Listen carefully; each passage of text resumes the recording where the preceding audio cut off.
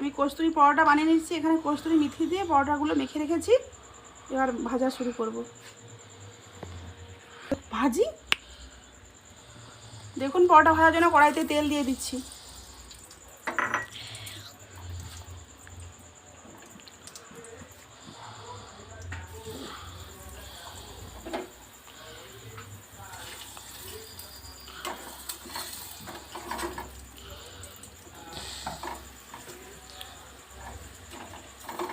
এই পরোটা খেতে খুব সুস্বাদু লাগে।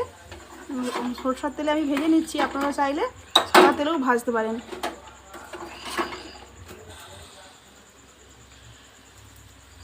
সরষের তেলে ভেজে আমাদের সবাই খুব ভালোবাসে খেতে, সাদা তেলেও ভালো হয়। দেখুন পরোটা ভেজে নিয়েছি,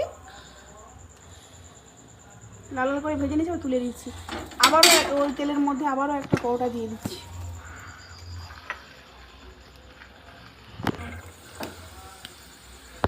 দেখুন আবারও একটি পরোটা এইভাবে ভেজে নিচ্ছি।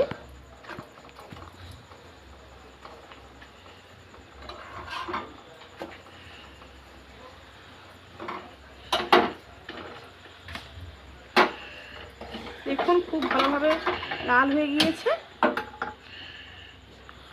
আবার তুলে নিচ্ছি। দেখুন আমার পরোটা রেডি হয়ে গিয়েছে।